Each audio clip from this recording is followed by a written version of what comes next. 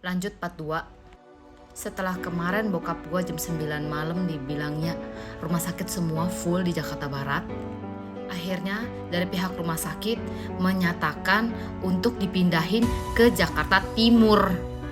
Dan lu tahu jam berapa? Jam 22.30 malam. Bokap gue lu tahu kayak mana? Napasnya udah kayak ikan mas koki di daratan tuh, megap-megap. Betapa sakitnya gue lihat bokap gue kayak begitu. Hati gue sesek banget, sakit ngeliat bokap gue megap-megap begitu. Lu bayangin ya, dari Jakarta Barat ke Jakarta Timur butuh waktu berapa jam? Dan yang lebih anjingnya lagi, tuh sopir ambulan pakai nyasar. Dia bilang, "Duh salah nih, salah jalan." Lu tahu nyasarnya sampai mana? Dari RSUD Jakarta Barat, dia muter sampai airport, sampai airport Bandara Soekarno-Hatta, baru muter lagi ke Matraman. Tuhan, gue pusing, tangan gue sampai dingin, sampai bergetar lagi, jantung gue udah kayak mau mompak lebih kenceng karena gue udah saking marah banget nih. Keadaannya memang gini, gue 4 saudara, yang 3 udah jagain di sana. Gue pikir cukup dong, ya udah mereka bertiga deh, karena rumah gue paling jauh. Ya udah tuh, gue biarinin dia di sana. Kita sambil ngobrol di chat di grup. Ya udah, bokap oke, masih dalam penanganan dokter. Ternyata nggak ditanganin juga. Sampai rumah sakit tersebut, bokap gue dimasukin ke emergency lagi, ke IGD sana. Gue nggak tahu dia diapain, mungkin entah dikasih obat atau something, gue nggak tahu. Sampai di rumah sakit itu kayaknya sekitar jam 12-an malam atau setengah 1 malam, gue gak ngerti. Jadi dari Jakarta Barat ke Jakarta Timur dengan nyasar-nyasaran itu sampai di Matraman sana sekitar jam setengah 1 pagi apa jam 12 lewat dikit lah ya. Bokap gue itu udah kesakitan. Itu di kayaknya sekitar jam 1 kurangan itu, jam setengah 1 lewat, bokap gue udah kayak udah gitu, dia mau lepas oksigen yang ada di mulut dia sama hidung dia. Sekitar jam 1-an lewat, kakak gue ada kirim video kalau bokap gue tuh udah gimana ya, kalau diranjang, kalau kita tidur biasanya kan kalau tidur begini ya, bokap gue kalau orang sakit jantung itu nggak boleh begini, jadi kita harus begini gitu ya, agak miring, agak naik gitu. Nah bokap gue tuh ada bantal, dia udah megang bantal, dia udah kesakitan, dia sampai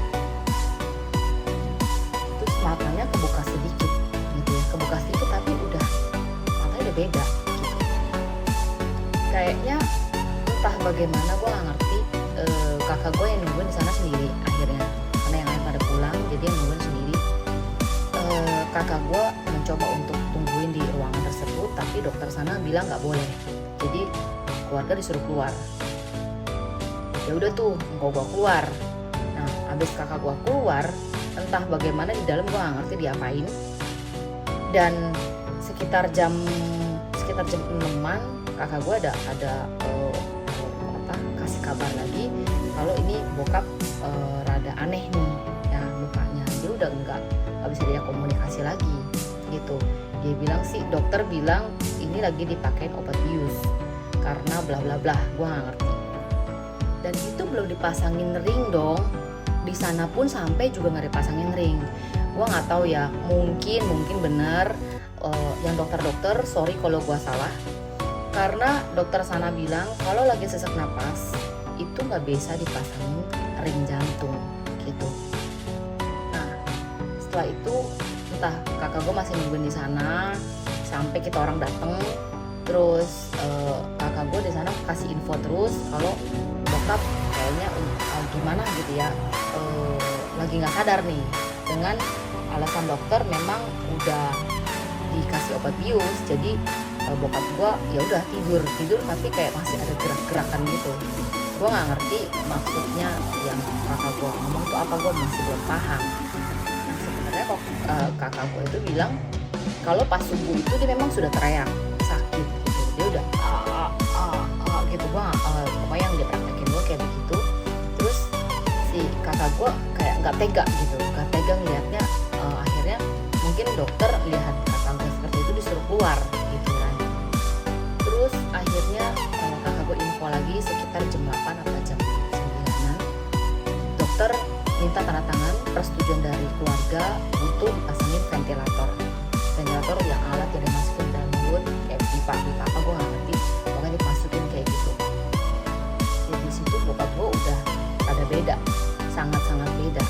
Cuman dari video itu yang salahnya gue nggak buka itu video karena gue udah lihatnya udah ngenes gitu. Gimana sih lu orang bisa bayangin nggak sih kalau lu lihat orang tua lu lagi kritis tapi nggak dibilang kritis sama dokter atau suster. Itu beneran, sumpah gue nggak tega banget lihatnya, jadi gue nggak buka tuh video. Dan pas gue sampai di rumah sakit sana, gue sama kakak gue yang cewek, gue sampai sana sama sepupu gue. Pas kita lihat, gila gue shock banget men. Lu tahu bokap gue udah kayak apa?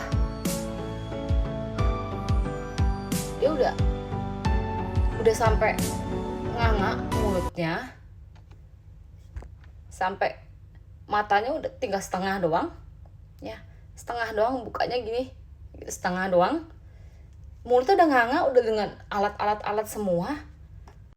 Gue sampai shock banget tuh, bayangin pas gue videoin, loh kok bokap gue kayak begini. Dan suster sana langsung nggak boleh videoin. Sorry gue nggak tahu gitu. Gue bilang ini bokap gue. Akhirnya suster itu suruh gue keluar, baru dia ngomongin, dan dia juga masih belum ngomong kalau bokap gue kritis. Dan di situ pun juga nggak dipasangin kateter. Dia bilang ini dikasih obatan dulu, obat-obatan segala macem dengan dosis yang lumayan tinggi. Sampai akhirnya ada satu dokter anestesi, dia baru jelasin ke kita, ke keluarga. Beberapa saudara gue dateng, kakak gue datang, sepupu pada dateng. Dia baru ngomong, ini kita bantu doanya, kita sudah kasih yang terbaik buat bapak. Udah dikasih obat yang cukup lumayan dosis tinggi. Dan tapi bapak belum respon.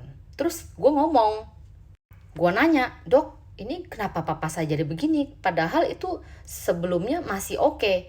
Masih saya bisa ajak bercanda, masih bisa saya ngobrol sama dia gitu. Dia masih nyaut, dia masih respon. Dokternya bilang, ini kita baru pakein obat bius. Jadi ini semua refleks dari obat bius. Terus gue bilang dong, kok belum dipasangin tuh ring jantungnya?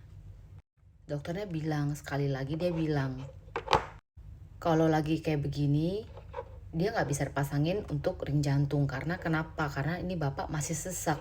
Alasannya begitu. Ini logika gue orang awam. Ya gue gak ngerti tentang medis, gue gak ngerti. Tapi saat dia ngomong kayak gitu, kita suruh bantu doa segala macam. Nah si dokter ini bilang, nanti sekitar jam 11-an lah ya, dokternya baru bilang, 11 siang ya, jadi udah ketemu siang lagi tuh. 11 siang dokter tuh bilang, ini bapak kita stabilin dulu jantungnya, detak jantung kita stabilin. Setelah itu baru nanti kita akan pasang ring jantung. Karena di rumah sakit itu ICU-nya lagi full, kapasitasnya harusnya 6, tapi diisi 7, berarti kan ngebludak, bener gak? Dia bikin tuh IGD dijadiin ICU, jadi semua ventilator turunin ke bawah. Dan saat dokter bilang, udah bisa nih, bapak jantungnya udah lumayan stabil, udah bisa dipasangin ring jantung, jadi kita bisa naikin ke atas.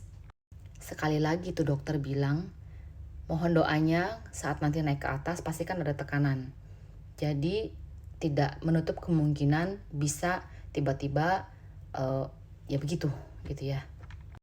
Logikanya menurut gue nih sebagai orang awam, kalau misalkan yang kemarin itu dia bilang stabilin jantung segala macem, lah ini sekarang udah bisa dipasangin ring jantung. Kemarin kayaknya perasaan di rumah sakit sebelumnya bokap gue masih aman-aman aja, mukanya masih seger, masih merah, kagak pucet. Bokap gue masih sadar masih sadar. Karena di rumah sakit sebelumnya itu dicuekin lama banget. Total dari jam 8 pagi kemarin sampai besokannya itu total 14 jam dicuekin.